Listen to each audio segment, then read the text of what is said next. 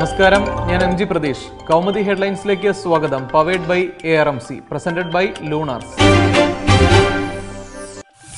ഉപദേശം സ്വീകരിച്ച് ദിനങ്ങൾ എണ്ണി. സുനന്ദ കേസിൽ ശശി തരൂരിനെ ചോദ്യം ചെയ്യാൻ ഡൽഹി പോലീസ് തീരുമാനം.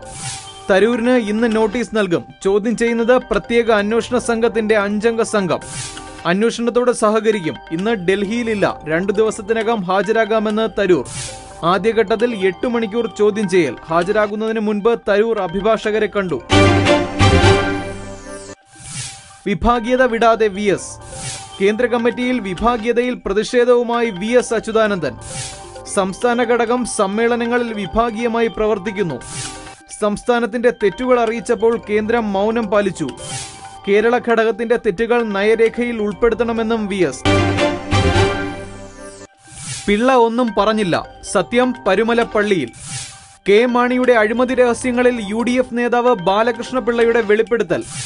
ബാർക്കോഴയിൽ മാണിയുടെ പങ്കിനെക്കുറിച്ച് മുഖ്യമന്ത്രിയോട് പറഞ്ഞിരുന്നുവെന്ന് ബാലകൃഷ്ണപിള്ള. പിള്ള ഒന്നും പറഞ്ഞിട്ടില്ലെന്ന് ഉമ്മൻചാണ്ടി. പരുമലപ്പള്ളിയിൽ പോയി സത്യം ചെയ്യണമെന്ന് ബാലകൃഷ്ണപിള്ളയുടെ വെല്ലുവിളി. സ്വർണ്ണക്കടക്കാരിൽ നിന്ന് 19 കോടിയും നെല്ലു സംഭരണത്തിന് മില്ലുടമകളിൽ നിന്ന് 2 കോടിയും മാണി കോഴ വാങ്ങിയെന്ന് ബാലകൃഷ്ണപിള്ളയുടെ വെളിപ്പെടുത്തൽ. ഫോണിൽ ബിജുവിന്റെ പൂഴിക്കടകൻ.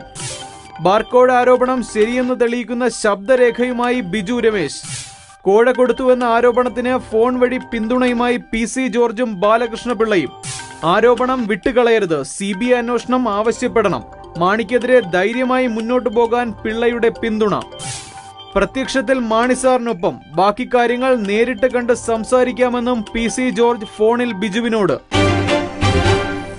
Kaumudi headlines powered by ARMC, presented by Lunar സമാപിക്കുന്നു. അടുത്ത ഹെഡ്ലൈൻസ് 1 മണിക്കൂറിന് ശേഷം. നമസ്കാരം.